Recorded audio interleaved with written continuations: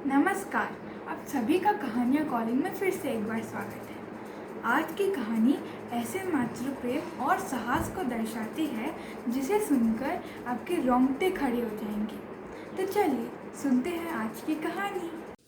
छत्रपति शिवाजी महाराज के बहादुरी और साहस के किस्से तो हमने बहुत सुने हैं।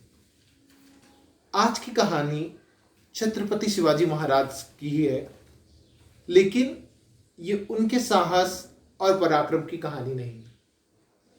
ये कहानी एक साधारण महिला की है जिसके साहस और पराक्रम का लोहा स्वयं शिवाजी महाराज ने भी माना। बात तब की है जब रायगढ़ किला, जो कि पुणे के पास है और जो कि वेस्टर्न घाट्स की पहाड़ियों के ऊपर बना है, वहां पे शिवाजी ने उसे अपनी राजधानी बना लिया था। तो स्वयं छत्रपति शिवाजी भी वहीं रहते थे। उस किले के नीचे, यानी उस पहाड़ी के नीचे जो किला जिस पे बना हुआ था, एक बड़ा सा गांव था जहां के लोग अपना सामान विक्रय करने रोज ऊपर किले तक आते थे, क्योंकि किले में सैकड़ों लोग रहते थे और रोजमर्रा की जरूरत की चीजें वहीं से आती थी। तो लोग पहाड़ी के रास्ते ऊपर आते थे और किले के द्वार से अंदर घुसते और शाम को दरवाजा बंद होने से पहले वहां से चले जाते थे। नियम था कि सुबह सूर्योदय होते ही किले के दरवाजे खुलेंगे और शाम को जैसे ही सूर्यास्त होगा किले के दरवाजे बंद हो जाएंगे। हिरकणी नाम की एक महिला थी जो दूध और दूध से रिलेटेड पदार्थ बेच करके अपना जीवन व्यय करती थी, यानी दूध, दही, पनीर, छाछ, ये सब बेचने किले तक आती थी। एक दिन जब वो आ रही थी तो उसका छोटा सा बालक, जो कि 1 वर्ष से भी कम का था, वो बड़ा परेशान था, रो रहा था और उसे संभालते संभालते काफी समय लग गया और उसके आने में देर हो गई। वो आई, हमेशा की जैसे वो अंदर गई और उसने अपना सारा दूध और पनीर और मक्खन सब बेचा। क्योंकि वो सुबह देर से आई थी तो शाम को उसको वापस जाने में भी देर हो गई। और हुआ यूं कि देर कुछ ऐसे हो गई कि सूर्यास्त हो चुका था और किले के दरवाजे बंद हो चुके थे। वो बड़ी घबराई, बड़ी परेशान हुई। उसने सैनिकों से बहुत दरख्वास्त की, बहुत मिन्नतें करी कि उसको जाने दे, किसी तरह दरवाजा खोल दे, एक बार उसको जाने दे। उसका छोटा बच्चा है जो सुबह से भूखा होगा, रो रहा होगा, अपनी मां को याद कर रहा होगा। सैनिकों को उसकी बात तो बिल्कुल समझ आई और उन्हें भी बड़ी पीड़ा हो रही थी कि एक मां अपने बच्चे से यूं दूर रहेगी।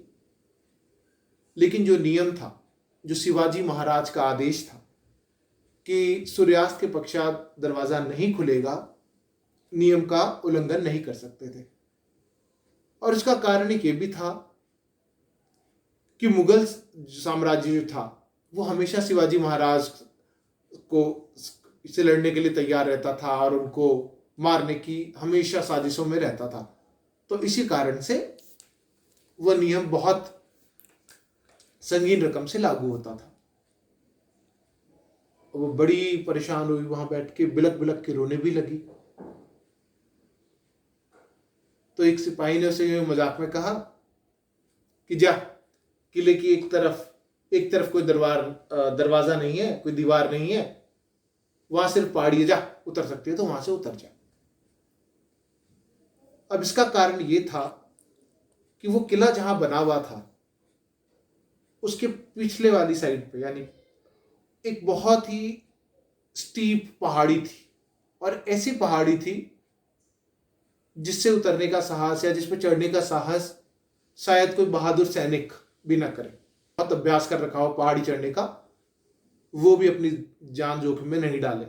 और इसी कारण से शिवाजी महाराज ने बाकी तीनों दिशाओं में तो बड़ी बड़ी बड़ी दीवारें बनवा रखी थी जिसको पार करके कोई नहीं आ सकता था।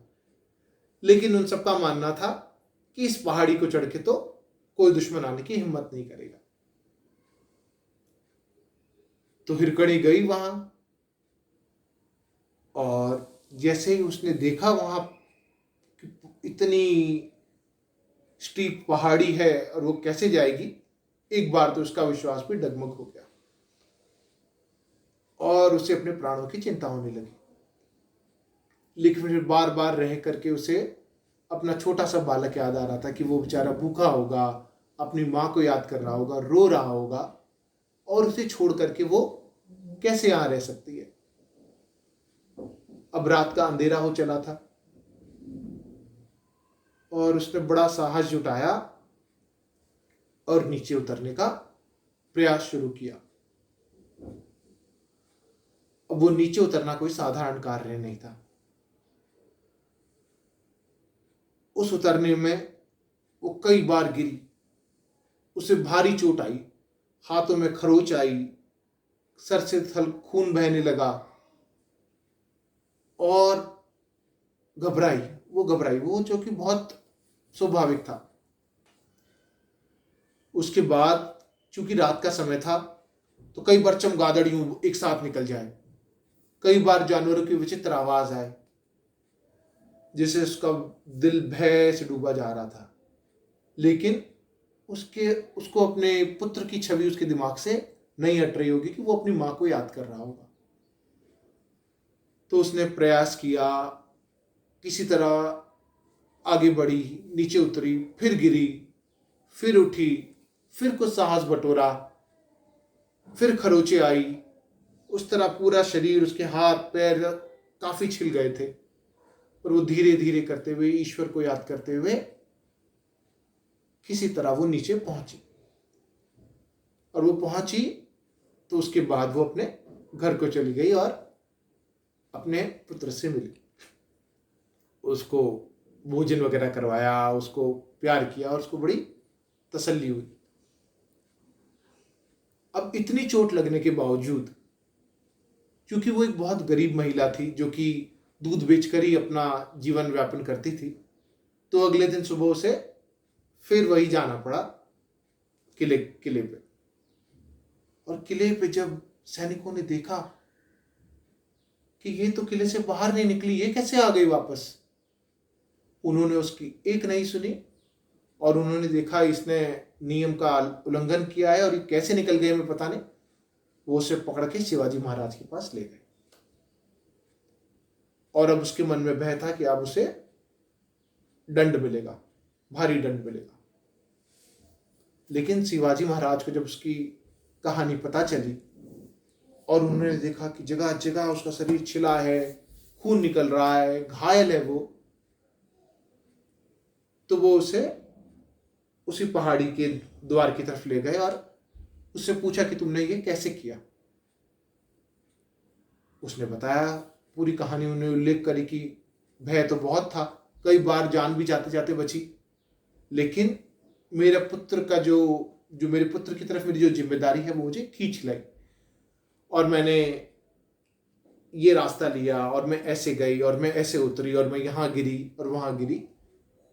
शिवाजी महाराज को पूरी कहानी समझ आई, वो बड़े प्रभावित हुए और उन्हें इस बात की बड़ी प्रसन्नता हुई कि उनके किले की सुरक्षा के लिए जो एक कमी थी वो हिरकणी के साहस से सामने आई। उन्होंने ना केवल उसे हिरकणी को पुरस्कृत किया, बल्कि वहां एक ऊंची सी दीवार का निर्माण करवाया जो हिरकणी बुरुज के नाम से जानी जाती है आज भी। जबकि इस बात को कई सैकड़ों वर्ष हो गए अभी, लेकिन उसकी बहादुरी की कथा, उसकी बहादुरी की गाथा और वो हिरकणी बुरुज आज भी कायम है, जो लोगों को आश्चर्यचकित कर देता है और उसके साहस की कथा सुन के लोगों के रोंगटे खड़े हो जाते हैं। धन्यवाद। अक्सर ये देखा गया है कि साधारण व्यक्ति असाधारण कार्य करने की क्षमता रखते हैं। ज़रूरत है तो बस थोड़े से आत्मविश्वास और साहस की। सब्सक्राइब करने के बाद बेल आइकन पर क्लिक करना ना भूलें। हमें आपके कमेंट्स का इंतज़ार रहेगा।